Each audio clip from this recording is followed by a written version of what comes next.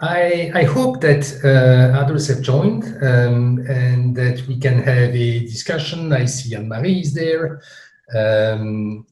Hello, Michael. So I see a few names, a few well-known names there. What I would propose is, not knowing exactly how many people are in this session, let me first start by maybe sharing a little bit of my experience in navigating the Geneva landscape.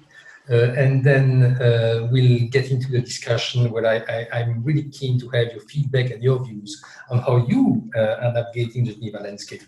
So just to break out and just to tell you a little bit about my own experience, I arrived in Geneva 4 years ago with Brad Smith, Microsoft president, telling me, yeah, you need to go to Geneva and try to see what kind of work we can do with international organizations there. There are many topics which are relevant to our business that are going to be decided in the next few years at the level of international organizations. So I arrived in Geneva literally 4 years ago. It was in July. And 2 weeks later, I think Brad came to Geneva, do some meetings, and I told him, hey, look, I've been here for 2 weeks. You know, this is a place where there are something like 40 or 60 international organizations. And do you have any idea which organization I should prioritize? I mean, give me some indications what you're expecting. And fortunately, he said, was just walking past the Maison de la Paix. I said, yeah, sure. Human rights, of course. That's number one. And I said, okay, we are at the company. Brad is telling me, of course, human rights. So since it's of course, I'm not going to ask him why. Yes, okay, understood. So at least I had my direction. But as I said, I mean, I'd been there for 2 weeks, looking around, not knowing exactly where to go, getting some directions from the head of the company, and then going in the direction. Now, 4 years later, from time to time, I wonder whether I have already a full view of the Geneva landscape and what we can do, what a company such as Microsoft can really achieve in the landscape. It's not always entirely clear to me what we can do. And I could explain a little bit more why. Of course, I have more visibility on who's doing what, but still, there will be one question for me, which is also very important in beyond knowing who's doing what. But before we get to that question, let me open the discussion and then ask you on this call whether you have a clear view of clarity of which organization is doing what when it comes to digital policy.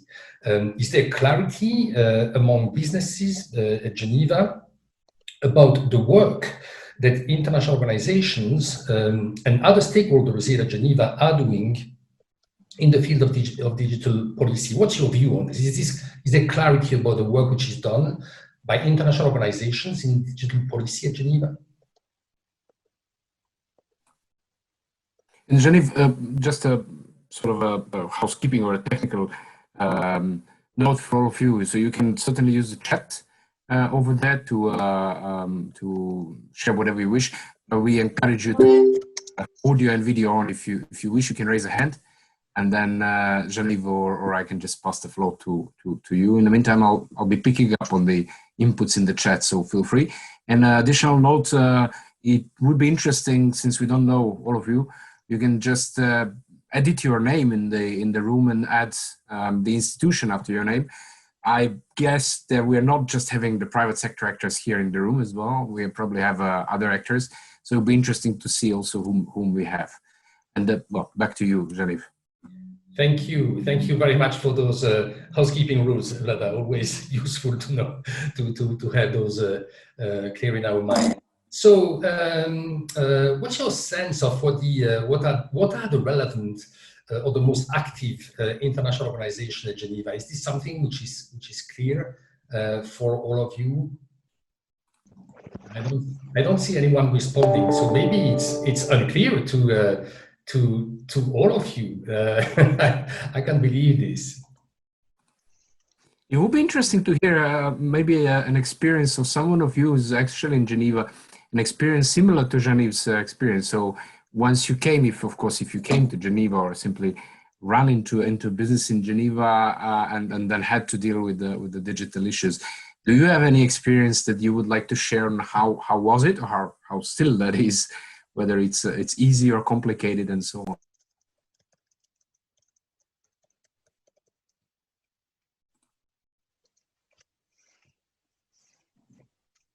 Yeah, and Marco is reminding us, who is a host of the session, to encourage you to put on the video if you can, of course, to have the face contact as well. Thank you, Derek, for joining me and Olivia. Does anyone of you want to jump in to reflect? Yeah, Derek? I think, yeah, Derek.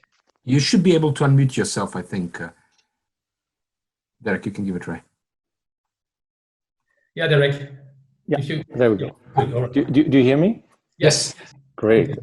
So first of all, thank you very much. To share my experience, I would say that at the beginning, when actually digitalization became something important, which was about, I would say, 7-8 years ago, it was really either through the private sector or the academic sector that actually a lot of leverage were available. In the last 2 or 3 years, I would say the UN has been actually a great platform because they've organized actually a lot of initiatives. And then actually from there on, some agencies like ITU and the WHO and others actually started opening themselves to digitalization as being a tool actually to implement some of their strategies. And in the last year, what's been very interesting is actually some reports, especially driven by the United Nations, including the private sector, including NGOs, emerged to, let's say, propose some kind of a new dynamic, more fluid approach to identifying actually the pillars to sustain trust in that space. And I think what has really shifted in the last couple of years is that suddenly people have realized that actually together we'll need to sustain what has been achieved in the digital space. And to do so, we'll need to be proactive, we need to build bridges, we'll need to be maybe a little bit chaotic. And this is where I think Microsoft played actually a great role, visibility-wise, in building bridges, maybe actually with, let's say, the key digital platforms. But then actually other actors like the Red Cross and others have also started to build bridges. So I think there is this, let's say, a perception on my side, because actually on one side I've a hat of an impact investor where technology is a great way to scale solution. And on the other side, having actually developed a small think tank, is to understand actually how technology might impact the way, let's say, traditional actors behave. And this is where actually a lot of initiatives have emerged. So I think to be concise, I think today there are a lot of ingredients, but the recipe is still not there. And maybe it's because it still needs to be dynamic, fluid, and evolution. But the most important thing are actually opportunities like today to exchange views and to build a common language to sustain trust. Yeah, thank you very much for this input. For me, what you just said at the end is really probably the key point. There are a lot of ingredients at Geneva, and what we need is more fluidity, the recipe, the right way.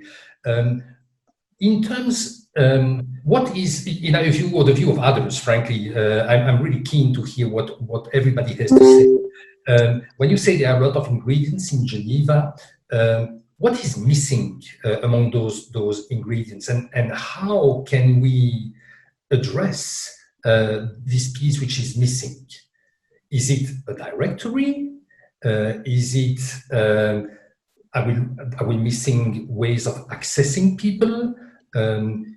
Is it a question of is it that the business is not perceived well enough? What are really the challenges that, in your view, you're facing, you, Derek, and or really others? I'm really keen to hear what everybody has to say here. Yes. Oh, I see Olivier. Olivier, do you want to speak? Or I see Derek definitely has something to say. Then, okay, Olivier, Michael. Let's start with Michael and then go back to you, Derek. Michael, you can unmute yourself.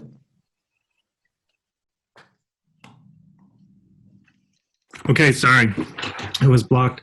Hi, Michael Kendi. I'm a senior fellow at the Graduate Institute, among a few hats that I wear. And I guess, Jean-Yves, you've heard this before, and you can partially help to answer this. But just having lived and worked in this sector in Washington, I think one big difference, and it's an understandable one, is really the lack of public policy businesses with public policy people here in Geneva, other than you, Jean-Yves, and Microsoft. And I think given that it's a very multi-stakeholder model here for internet governance and digital, I think that is a missing piece. And I'd be interested in your thoughts or those of others as to why that might be the case, what Geneva can do to position itself better to have really a full multi-stakeholder dialogue and not just visitors coming in and out when there's an important topic. Sure. I mean, I could give my views on that question. Why there are not more businesses? But I'm also interested in hearing what you guys have to say on this idea that there are lots of ingredients, but something is missing to have more fluidity among those ingredients. So Derek, I think you wanted to add a few views to what you had said, so please go ahead. Yeah, do you hear me? Yeah, sure. Oh, great. Yes, I want to rebound actually on the comment, because I think we need to step back and try to understand actually how the system has evolved. And let's say until 30 years ago, we were in a Westphalian type of infrastructure where nation states actually were defining pretty much physical boundaries. And this is actually how geopolitics were structured and managed. And then with actually the fall of the Berlin Wall, you had actually corporations, globalization, actually financial flows, and then actually technological flows, which kind of impacted the way geopolitics works. But still, you had actually entities which were nation states, corporations. I think actually the last 10 years, what we have is the individual through technology, social networks, and actually private identities, blockchains, and others. Suddenly, the individual is becoming an entity. And I think maybe that's one dimension which is missing actually at the moment, is actually to find a way for people actually to have a voice and together maybe shape some of the policies and regulations. And this is where I think maybe what is missing is a safe environment where people could actually contribute, be it actually physically or digitally. And maybe the last 3 months is maybe actually a great opportunity to have some kind of a decentralized process to do that. And then actually ultimately create a more dynamic, agile, and again, fluid system where all actors can contribute actually the way they want. But to do so, you need to have a higher purpose. And this is actually where I think Geneva can really actually make a difference. That higher purpose is the commons, or let's say health security, or climate security, or digital security. It's really have some kind of a, I would say, implicit social contract where everyone can contribute to the security to the community. And that can be states, can be corporations, can be the individuals. So I think that's maybe the comment I wanted to make, is that maybe the game has shifted. Players have expanded. So maybe we need new types of tools. And this is where technology can actually maybe bind, and data can bind if you trust it. And this is where digital identities are important. This is where transparency is important. This is where traceability is important. So these were some of the perspectives I want to share. Thank you very much for your comment, Derek. Michael, you were comparing, just before Derek contributed, you were comparing Geneva and DC and saying that contrary to DC, Geneva is a place where there are not many businesses, and if there were many more businesses, maybe it would be easier to have a stronger voice, or for the business to be more present here. If you, I mean, if you look at the DC and places such as DC and Brussels, maybe I think one of the reasons why, I mean, possibly one of the reasons why there are less businesses in Geneva than there are in DC and Brussels, may be the sense that less decisions are made here in Geneva or DC on topics such as digital policy, that decisions are made in other places. And therefore, in that respect, what happened over the past 3 or 4 weeks, and to which Derek was referring, which is this discussion about digital cooperation at the UN level, the report of the high-level panel on this topic, and then the roadmap of the UN Secretary General may help in bringing more businesses to Geneva. Now, the key question will be, if they come here, how do they find their way? How can they influence? And there is also something on which I would like to have your views. Do you think that if more businesses were to come to Geneva, it would be helpful, it would be easy for them to navigate the Geneva landscape? Do you think that they would find all what they need to navigate that landscape, to identify the organizations, to identify the people? Or are there things where, very practical things, which are missing? You can certainly write in the chat if you wish. I see Sanya and Danny have shared that, please introduce themselves. So if you feel like, Sanya and Danny, you can also grab the mic or simply write down if you wish. I'm taking notes in the meantime, so at the end I can probably bring a couple of bullets, Jean-Yves, at the end. Mike is raising the hand. I guess, yeah, Mike, you can go ahead. Yeah, I'm Mike Nelson with the Carnegie Endowment for International Peace in Washington, and going to Geneva meetings for about 25 years. And as somebody who is in that group of people who parachutes in, spends 2 or 3 days, and then leaves, we face a lot of challenges. The biggest one is when there's an international meeting at the same time as the Geneva Auto Show or something else. And it's a little disconcerting to suddenly discover that every hotel that you've ever stayed at is now 3 times as expensive and not available. I don't know if there's anything to be done about this, but I've had to commute in from 40 kilometers away.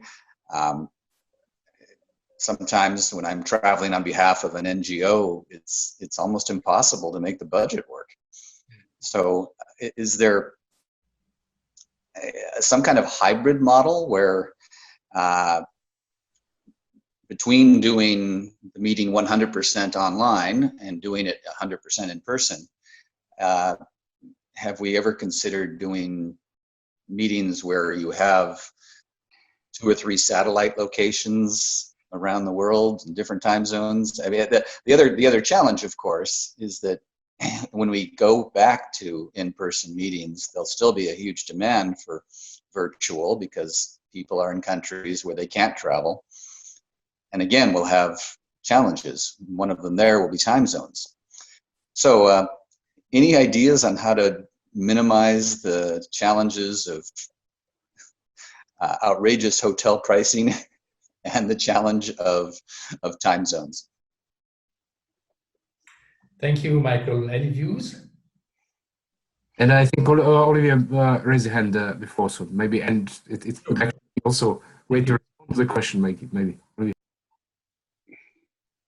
Yes, but just first of all, to react to Mark's remark regarding the hotel. Well, I will not say that it is not a problem. Of course, Geneva is expensive, but I will recommend the next time you come to Geneva to get in touch with the Geneva Welcome Center, and there you can find assistance not only to find a room, but also to find, if necessary, and if you meet the conditions, to have a financial support to pay for your room. So that was the first answer. But definitely, I'm sure that the crisis we have been living because of the pandemic has been very useful in teaching us how to better use these kind of tools that we are using now, like Zoom, and to be probably more inclusive and to allow more people to participate in the discussions that we have here in Geneva. And my hope is that in the future, in the coming months and years, more meetings like that will take place, more hybrid meetings, both in person and by internet, will be possible, so that at the end of the day, Geneva is more inclusive. So definitely that will be the objective. Now I wanted to answer to the first question of Jean-Yves when he asked whether there was clarity here in Geneva. And for me, well, I'm not an expert. I'm probably the less expert person in this discussion at the moment. I'm a generalist. But from my point of view, no, there is no clarity at all in who is doing what in digital issues here in Geneva at the moment. And we need mediation, we need people curation, we need people able to explain us who is doing what in a simple way so that we can see the opportunities. And I think that the Geneva Internet Platform has been doing that for many years now, taking into consideration that digital issues are more and more important. This role is more and more important to explain in a simple way to people who are not experts, but who might be interested in connecting, in participating in the discussion, in the activities of international Geneva in the digital sector. This translation of this in a simple word of this complexity will be extremely useful. Thank you. Thank you very much, Olivier. That's very, very good to hear you. I have one question to those who are here in this group. Does anyone has a different view than the one which Olivier has just indicated? Does anyone believe that there is clarity, there is no need for people actually to explain? Or is it something which you all share?